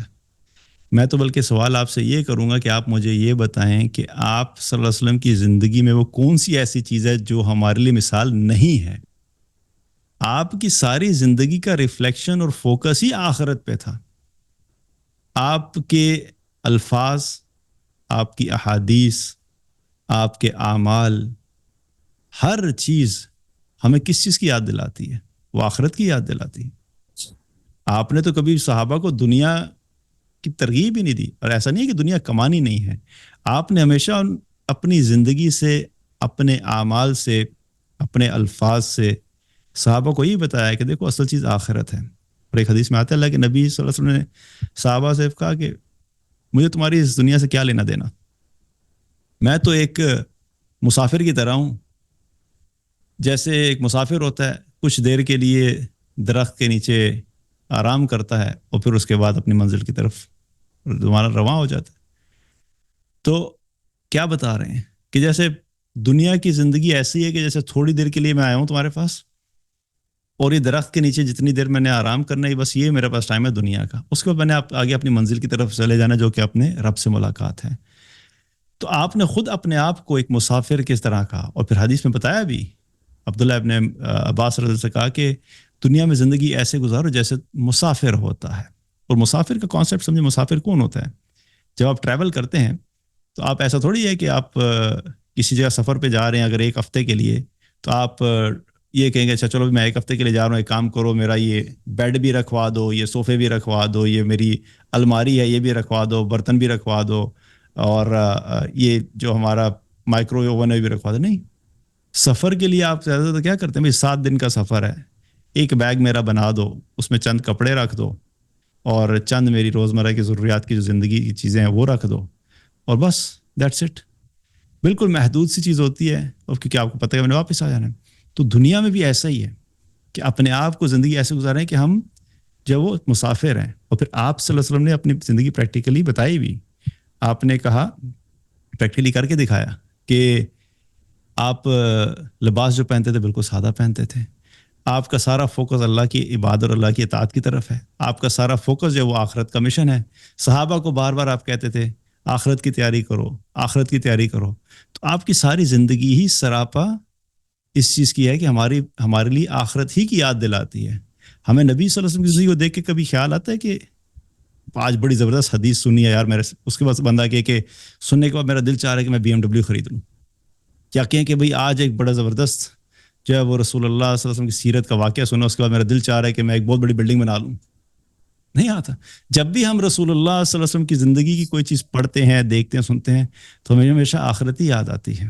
کیونکہ آپ کی زندگی کا مقصد یہ تھا کہ لوگوں کو دنیا کی حقیقت کو سمجھائیں اور لوگوں کو آخرت کی حقیقت کے بارے میں سمجھائیں، اور ان چیزوں کے بارے میں سمجھاتے ہوئے ان کو آخرت کے لیے تیار کریں. تو آپ کی زندگی کا سارا مقصد ہی یہی تھا. جزاک اللہ خیرا کثیرا تیمور بھائی، ماشاء اللہ آج کا سیشن بہت دنوں بعد ماشاء اللہ آپ نے وقت نکالا، مجھے آپ کی مصروفیت کا بھی اندازہ ہے، اور کافی امپورٹنٹ سوالات ہمارے کور ہو گئے ماشاء اللہ، جو مختلف لوگوں کے ذہنوں میں یہ سوالات پیدا ہوتے ہیں، الحمد للہ الحمد اور للہ اللہ کی ذات سے امید ہے کہ انشاءاللہ اس ویڈیو کے ذریعے لوگوں تک خیر کا کام اور خیر کا میسیج پہنچے گا انشاءاللہ، ان شاء اور اللہ ان تعالیٰ کی ضرور رہنمائی ہوگی ان اللہ شاء سبحانہ اللہ. تعالیٰ. اور جی بالکل، اور بس ایک اور یہ بھی چیز بتاتے ہیں کہ انشاءاللہ یہ پہلا سیشن ہے اس اعتبار سے کہ ہم ان ٹاپکس کو پک کریں گے، تو بہت سارے اور ٹاپکس بھی ہیں جن کو انشاءاللہ ہم کور کریں گے. تو جو لوگ بھی سن رہے ہیں جسٹ اسٹے ٹیونڈ، انشاءاللہ مزید ٹاپکس جو ہیں وہ اسی طریقے سے ہم کوشچن آنسر کی شکل میں ڈسکس کریں گے، تاکہ جو بھی سوالات ہوتے ہیں آپ کے خاص ٹاپک سے ریلیٹڈ، ہم اس کو اس کے اندر جی رہتے ہوئے اس چیز کو کلیریفائی کریں انشاءاللہ. اچھا، اس ویڈیو کے ہی توسط سے ایک میں یہاں میسیج ایڈ کروں گا. یہ جی آپ چاہیں تو آنسر کریں، چاہیں تو نہ کریں. جی بہت سارے جو آڈینس ہے ہماری سوشل میڈیا کی، وہ آپ کے بارے میں بھی جاننا چاہتی ہے، تو اس پر بھی انشاءاللہ ایک پوڈ کاسٹ ہم کریں گے انشاءاللہ. چلیں انشاءاللہ، وہ پھر جب وقت آئے گا تو اس بارے میں ہم ڈسکس انشاءاللہ کر لیں گے. حالانکہ کوئی اتنی ضروری چیز نہیں ہے میرے بارے میں جاننا، لیکن بہرحال اگر کسی بھی طریقے سے کسی کے ایمان کے لیے فائدہ مند ہو سکتی ہے تو ہم کر لیں گے انشاءاللہ، جی کوئی مسئلہ نہیں. انشاءاللہ جزاک اللہ خیر ٹھیک ہے جی، کثیرا. شکریہ. ٹھیک ہے، السلام علیکم. جزاک اللہ خیر. وعلیکم السلام ورحمۃ اللہ.